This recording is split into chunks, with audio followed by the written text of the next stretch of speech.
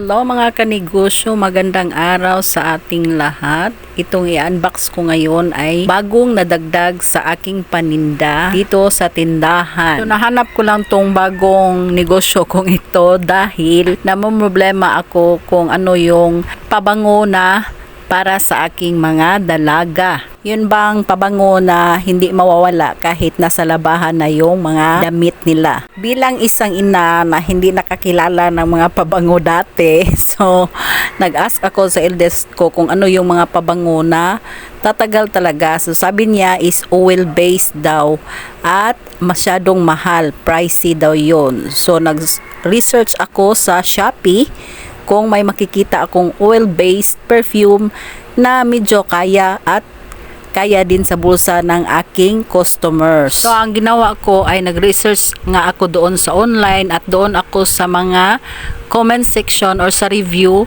nagtitingin kung ano yung mga perfume na mas mabili doon or mas marami yung orders at maganda ang reviews. So yung napili ko para sa aking mga dalaga is yung Meow at yung Vanilla Lace at yun nag-exist ako ng tig-iisa at dinagdagan ko din nung mga panlalaki. Pero yung mga tig-iisa ko guys ay nabenta ko agad-agad.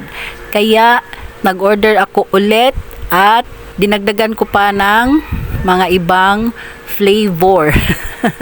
Mabenta talaga siya guys kasi sa halagang 129 yung kuha ko sa seller ay dinagdagan ko lang siya ng 21 pesos or sakto lang siya na naging 160. Dali lang siyang na-dispose at yung mga ibang flavor, ano ba yun oy? ay may nag-order ulit. So, dagdag na naman ako sa aking order. So, sa isang buwan, 2 beses ako naka-order ni seller. Sa pangatlong order ko, mga kanegosyo, ay medyo dinamihan ko na yung pambabae kasi siya yung mabenta. Pero, sad to say, English yun.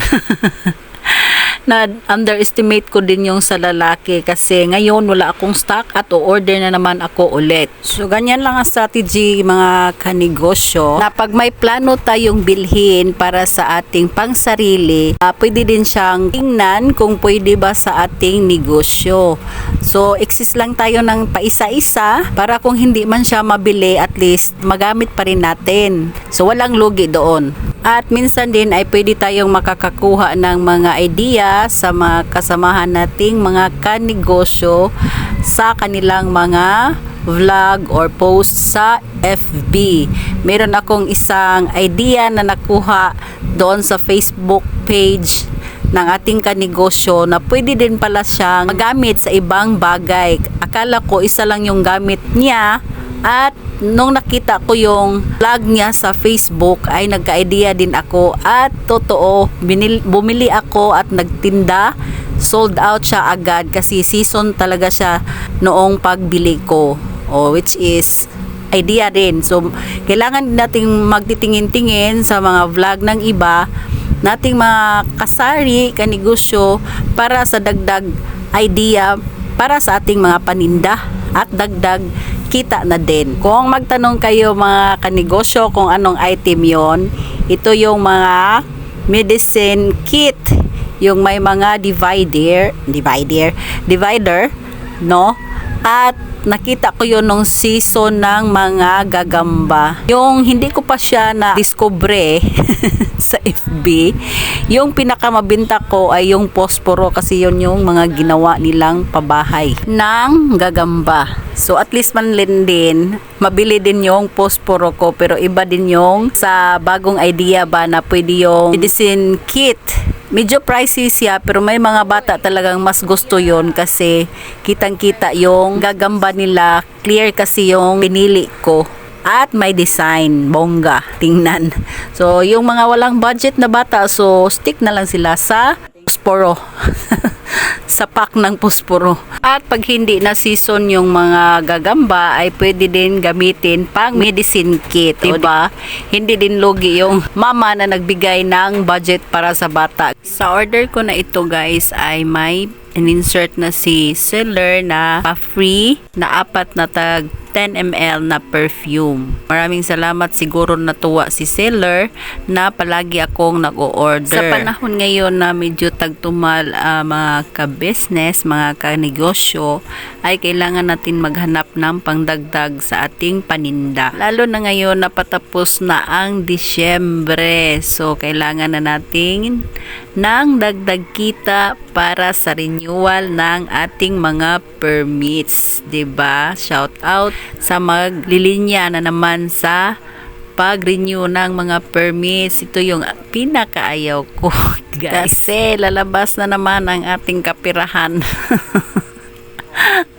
Pero wala tayong magagawa. Kailangan legal yung business natin, 'di ba? At dahil palapit na naman ang Pasko at New Year, yon, babawi tayo. Paghandaan natin ng maraming stocks na mabenta, wag yung mga mga hindi gumagalaw na stocks. So yung mabenta na stocks yung ating damihan para sa Pasko at sa New Year, para naman bawi-bawi sa tagtumal. Yung mga stocks ko ay konti na lang talaga yung mga kailangang idagdag. Gaya ng fruit cocktail, kasi ilan na lang yung fruit cocktail ko dito. So bukas kailangan ko na talagang lumabas kasi malapit na yung Pasko. Sayang naman. Kahit malapit lang ako dito sa Prince Hypermart, guys. Na-underestimate ko noong New Year, last year, hindi ako namili ng mga pang salad, pero may naghanap. Kulang yung stock ko kasi maliit lang. Akala ko namimili na sila sa Hypermart. Yun pala, ang rason nila na dito sila bumili ay mas taas yung pila doon, kaya dito nalis hassle daw. Ang kailangan ko lang ng dagdagan, guys, is yung fruit cocktail and maliit na cheese, kasi meron na akong mga creamier, mga condensed, and iba. Meron na mga raisins and spaghetti and macaroni pasta. Tingnan ko lang yung expiration date na medyo matagal para pag hindi siya naubos ay okay pa siya sa alright para sa ating stocks. Kasi pag may mga ibang okasyon is may mabigay tayong stocks na kailangan sa handa nila. Yun, need lang talaga yung matagal na expiration sa mga ganitong item na pang okasyon lamang. So sa video ay yung hawak kong maliliit, yun yung sabi ko kanina, yung pa-free ni seller, parang 4 or 5 yata yan. Happy, 'di ba? Happy si Kasari, si ka-negosyo. Dahil pwede siyang mabenta or gamitin ko na lang. Kasi maganda talaga yung amoy niya, guys. So ito na yung mga perfume, legit na mga perfume sa online. Gusto nyong magbenta ng ganyan, guys, pwede kayong mag-research online, baka may mahanap kayong mas mura pa dyan sa akin. Merry Christmas and Happy New Year in advance sa atin mga kasari, mga ka-business. Maraming salamat sa panonood. Bye!